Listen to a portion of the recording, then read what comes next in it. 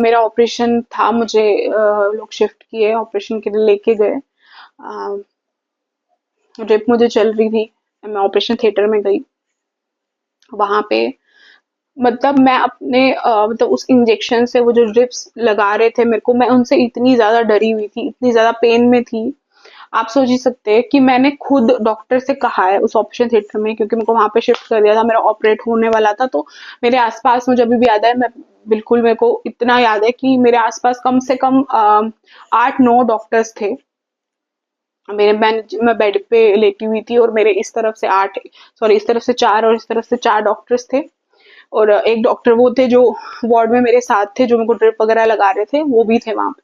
तो वो सारे डॉक्टर्स मेरे आसपास थे। तो मुझे अभी भी याद है कि मैंने उन डॉक्टर से कहा कि आपको जो करना है, जो काटना है, जो सर्जरी करनी है, आप कर लो।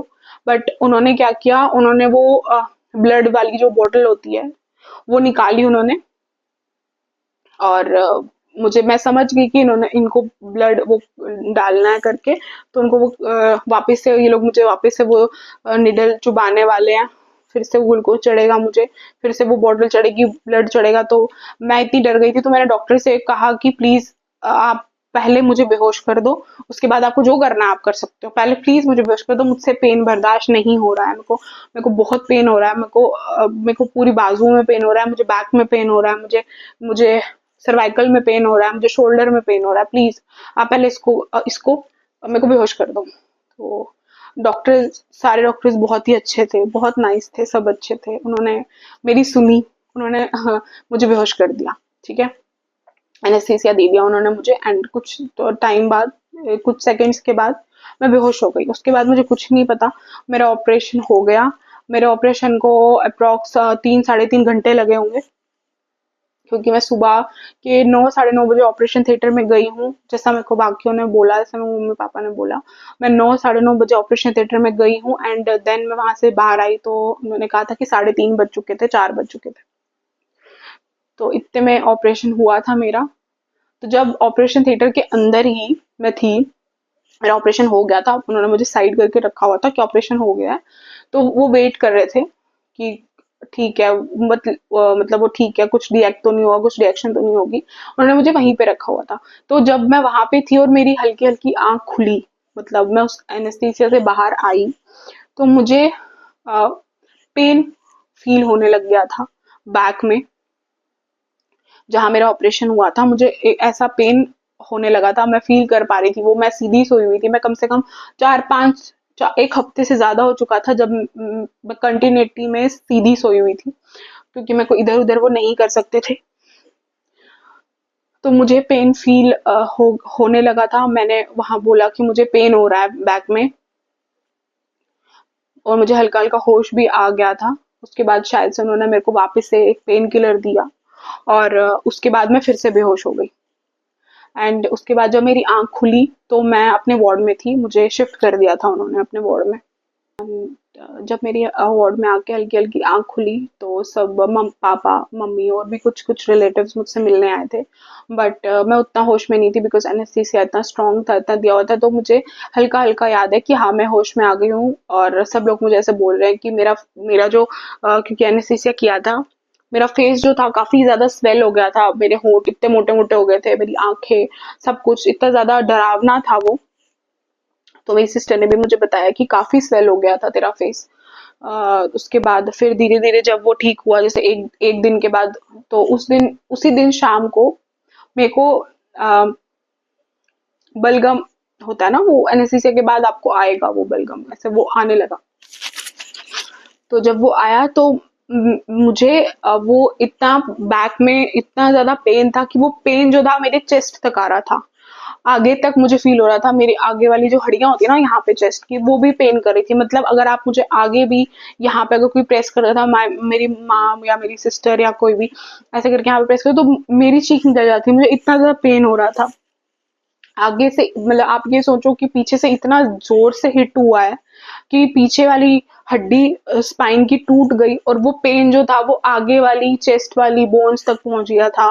मेरी चेस्ट को कोई ऐसे आगे, मिडिल ऑफ द चेस्ट अगर कोई प्रेस कर रहा था तो मुझे बहुत पेन हो रहा था। मैं किसी को टच नहीं करने दे रही थी अपने आप से कि मुझे बहुत पेन हो रहा है, मुझसे दूर रहो, मुझे टच मत करो। तो उस दौरान क्या हो रहा था कि मैं खांस खांस इन द सेंस कि हाँ, मतलब मैं खांस भी नहीं पा रही थी, मुझसे खांसी भी नहीं निकल रही थी। इवन कि आज मेरे को 2.5 साल हो चुके हैं, आज भी मेरे को खांसी नहीं निकलती है ठीक से प्रॉपर। बिकॉज वो जो क्या होता है कि आपको पूरा खांसी जब आप करते हो ना, तो वो पूरा आपके लंग्स इसमें फोर्स लगता है, तो वो फोर्स कहीं था ही नहीं। इस वजह से मेरी खांसी नहीं हो रही थी, मैं अपना बलगम जो था वो नहीं निकाल पा रही थी। तो डॉक्टर्स को बोला कि ऐसे ऐसे हो रहा है, तो उन्होंने कहा कि अगर इसने नहीं निकाला ये, तो फिर हमें इसके मुंह से या नाक से समथिंग कुछ पाइप डालनी पड़ेगी, तो जिससे वो हम उसको बाहर निकाल पाएंगे। अदरवाइज अगर ये खुद निकालती है तो बेटर है, अगर नहीं निकालेगी तो हमें पाइप जो है वो इंसर्ट करनी पड़ेगी इसके लिए। तो ये चीज मैंने सुन ली थी, बिकॉज मैं इतना ज्यादा उसमें, एक तो पेन में ऑलरेडी थी ही, दूसरा इस चीज में भी थी कि मेरे को इतना ज्यादा वो हो रहा था, मेरे को खांसी नहीं आ रही थी, इतना ज्यादा वो हो रहा था कि मेरे को आई वाज लाइक कि मेरे को वो पाइप आप मतलब मैंने पापा को बोला कि आप ना वो पाइप डाल लो, वो निकाल लो, बिकॉज मेरे को सांस भी नहीं आ रही, मैं सांस नहीं ले पा रही थी, मुझे घुटन हो रही थी, ऐसा मेरे को लग रहा था कि मैं अभी मर जाऊंगी, मुझे मुझे बस आप वो डाल लो पाइप, आप निकाल लो बस वो जो भी है। तो सब लोग वहीं पे थे, मेरे फैमिली और जो भी 2-3 डॉक्टर्स थे वहां पे। तो उन्होंने कहा कि फिर पापा ने क्या किया, उन्होंने बोला नहीं ऐसे ही निकालना पड़ेगा, ऐसे ही निकालना पड़ेगा, कहाँ पाइप डालेगी। तो पापा भी बहुत परेशान हो गए। तो उन्होंने क्या किया कि अपनी फिंगर से उन्होंने कोशिश की कि मैं वॉमिट कर दूं, तो वॉमिट से वो बाहर आ जाएगा। बट थोड़ा थोड़ा करके जब पापा ने वो किया तो वो थोड़ा ठीक हुआ, बट वो बलगम नहीं हट रहा था। मेरे को सांस लेने में थोड़ी सी रिलीफ हुई, लेकिन वो सांस मेरे को नहीं आ रही थी। तो उन्होंने स्टीम देना शुरू किया, मुझे मुझे स्टीम दिया। एंड थोड़े टाइम बाद जब वो बलगम वापस से जब भी वापस आता था, मेरे को खांसी नहीं हो रही थी, मुझसे खांसी नहीं हो रही थी, मुझे ऐसा लगता था कि मुझे सांस ही नहीं आ रही है, मुझे ऐसा लग रहा था कि वो सारा कुछ नाक वाली सांस वाली पाइप में या मुंह वाली पाइप में कहीं जमा हो रहा है, कहीं क्लॉट हो रहा है, मुझे सांस ही नहीं आ रही थी, मुझे ऐसा लग रहा था कि मैं अभी मर जाऊंगी। बट भगवान की दया से वो कुछ हद तक ठीक हो गया वो, क्योंकि फिर उन्होंने मेरे को स्टीम देना शुरू किया, वो थोड़ा सॉफ्ट हो गया बलगम जो था। And then doctor I next day, उन्होंने कहा कि अगर तुम उसको स्प्लिट नहीं कर पा रही, इसको थूक नहीं पा रही, तो एटलीस्ट तुम इसको इनसाइड अंदर ले लो, ठीक है, तो वो किसी न किसी रास्ते से, स्टूल के रास्ते से बाहर आ जाएगा। तो मेरे को उसके बाद मैंने सांस प्रॉपर ली है, मेरे को सांस ड्यूटी पे मेरे को इंजेक्शन हो रहे थे, मेरे को एक दिन के कम से कम सुबह मॉर्निंग में 2 इंजेक्शन, दिन में इंजेक्शन, रात में इंजेक्शन। एंड वो जो बोतल चल रही थी वो तो चढ़ी रही थी, एनएस की बोतल चल रही थी, ग्लूको पानी, क्योंकि पानी की बहुत कमी थी, वो बोतल चल रही थी। एंड ऑपरेशन के बाद क्या होता है कि आपको ना एक पाइप जो होती है, जो ब्लड होता है उसकी ना, उसके लिए आपको पीछे से ना वो अंदर से ऑलरेडी अटैच करके रखते हैं, तो वो भी अटैच थी। वो आप ऑपरेशन के मे बी नेक्स्ट डे निकालते हैं, नेक्स्ट टू नेक्स्ट डे में भी तीसरे दिन के बाद निकालते हैं वो। तो तीसरे दिन के बाद वो निकाला गया। उसमें पेन नहीं हुआ, बिकॉज मुझे पेन फील नहीं हो रहा था। जहाँ से मेरे को फ्रैक्चर हुआ था स्पाइन में, उसके नीचे से मुझे कहीं पेन नहीं हो रहा था। उस टाइम पे मुझे रियलाइज थोड़ा थोड़ा हुआ कि मुझे पेन वहां नीचे क्यों नहीं हो रहा है। सब लोग मुझे पूछ रहे थे कि कुछ फील हो रहा है, आई सेड नो, कि कुछ पैर में पिंच कर रहे थे, पूछ रहे थे मुझसे कुछ फील हो रहा है, तो मैंने कहा कि नहीं, मुझे कुछ फील नहीं हो रहा। हाँ, एक बात तो आपको बताना ही मैं भूल गई, ऑपरेशन के दौरान तो मैंने आपको बताया कि अंदर क्या हुआ था ऑपरेशन थिएटर में मेरे साथ। उसके बाद जो बाहर हुआ था, मुझे ये बात उस टाइम पे तो पता नहीं चली, उसके बाद मुझे पता चली ये बात कि जो डॉक्टर्स थे उन्होंने जब मेरा ऑपरेट किया, तो क्या होता है कि जब आपका स्पाइन फ्रैक्चर होता है किसी का भी, किसी पेशेंट का भी, तो डिपेंड करता है कि आपको कितनी जोर से हिट हुआ है। जितनी जोर से आपको हिट हुआ होगा, जितनी जोर से आपकी स्पाइन टूटी होगी, उसके आसपास की नर्व्स कटती है, डैमेज होती है, उससे दूर जाती है, ऐसा कुछ होता है, ठीक है, डैमेज होती है या इधर उधर हो जाती है, फोल्ड हो जाती है या बिल्कुल ही कट जाती है। उस वजह से आपके बॉडी के जो जहां से आपकी स्पाइन टूटी है वहां से आपकी बॉडी के सेंसेशन और पावर चले जाते हैं। बट कुछ पेशेंट्स में ऐसा होता है कि अगर क्या होता है कि ऑपरेशन के बाद कुछ हद तक जो होता है इनकम्प्लीट वो इंजरी होती है, तो ऑपरेशन के बाद आपके चांसेस कुछ पेशेंट्स के होते हैं कि वो ठीक हो जाते हैं, आपके वो पैरों की मूवमेंट हो जाती है उनकी जहां से उनको नहीं होती। बट ऑपरेशन के बाद जब होता है तो कुछ नर्व्स ऐसी होती है जो डॉक्टर ऑपरेट के टाइम पे वो ठीक कर देते हैं, तो वो मूवमेंट वापस आ जाती है। बट मेरे साथ ऐसा कुछ नहीं हुआ, मेरा ऑपरेशन हुआ, तो डॉक्टर्स को पता चल गया था कि मैं नहीं चल पाऊंगी कभी भी। मैं मेरा सेंसेशन और पावर जो है दोनों खत्म हो चुका है। मेरी मेन नर्व जो है, सेंसरी नर्व, वो कट चुकी है। उनको मालूम था, डॉक्टर्स को। तो उन्होंने ये चीज ऑपरेशन के बाद, अभी मुझे बाहर भी नहीं निकाला था ऑपरेशन थिएटर से, उन्होंने शायद ऑपरेशन खत्म किया था, मैं बेहोश अंदर पड़ी हुई थी। उन्होंने बाहर जाके मेरे रिलेटिव, आई गेस फ्रेंड उनमें से किसी एक को अंदर बुलाया, क्योंकि वहां था नहीं कोई, तो उनको बोला ये चीज। वो सब शॉक में थे।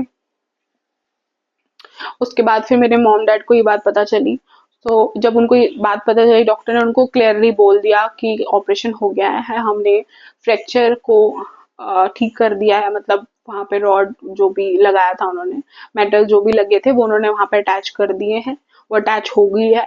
बट जो इसका जो सेंसेशन और पावर है वो दोनों जा चुका है, वो खत्म हो गया, वो नहीं, वो अब वापस नहीं आएगा। मतलब कि इन शॉर्ट उनका यही था कि अभी कभी कभी चल नहीं सकती। तो ये बात जब मम्मी पापा को पता लगी, तो इसलिए एक माँ बाप को जब पता लगे कि उसके बच्चे के साथ ये हुआ है, और ऐसा नहीं है कि सिर्फ अभी की बात है या आगे की 1 साल की बात है, तो लाइफ टाइम का है, और इतनी छोटी है अभी, अभी से अभी ही यही हो गया, आगे की लाइफ कैसे होगी इसकी, कैसे जिएगी, क्या करेगी, कोई भाई भी नहीं है।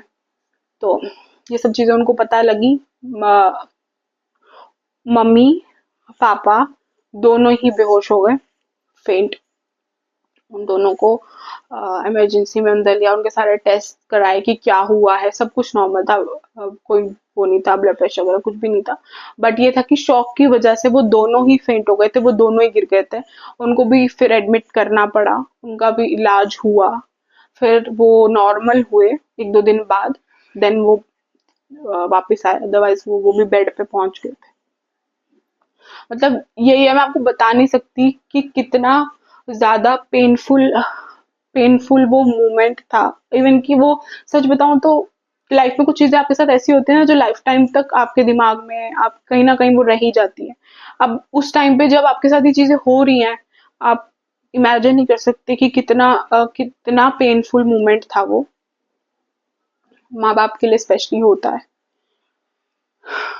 उसके बाद वही जो मैंने आपको बताया था, फिर तो मैं ऑपरेशन थिएटर से बाहर आ गई थी। ये वहां पे हुआ था मम्मी पापा के साथ, ये बताना मैं आपको वहां पे तो भूल गई थी, तो मैंने सोचा मैं अभी बता देती हूँ। तो ये सब चीजें उनके साथ वहां पे हुई थी।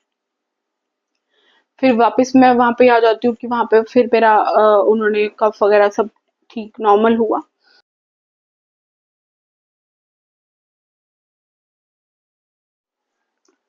तो वहां पे फिर मेरा कफ वगैरह ठीक हुआ थोड़ा बहुत।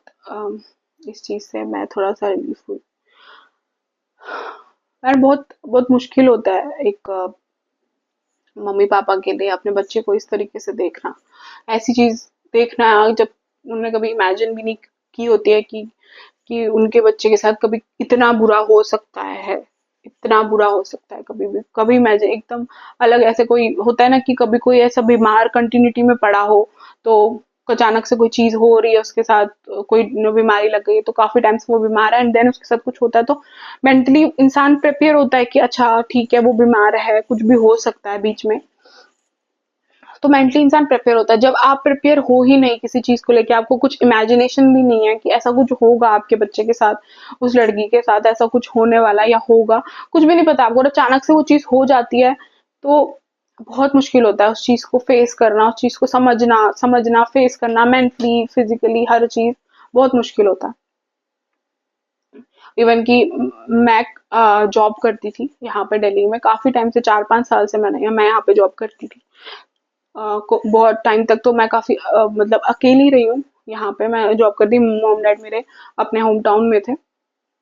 तो यहाँ पे ऐसे जब मैं अकेली थी, मुझे कुछ मतलब फीवर हो गया, पेन हो गया, तो ऐसी चीजें होती, तो मैंने कभी भी शेयर नहीं करा घर पे, कि मुझे ऐसा लगता था कि क्या मम्मी पापा को बोलूं, परेशान हो जाएंगे, यहाँ पे हैं, मैं देख लूंगी। तो मैंने हर चीज ना खुद से करना करना ही हमेशा सही लगा मुझे, कि इतनी छोटी छोटी चीजों के लिए क्या मम्मी पापा को परेशान करना, तो मैं खुद से ही दवाई खा लिया, कुछ नॉर्मलाइज कर लेती थी वो चीज।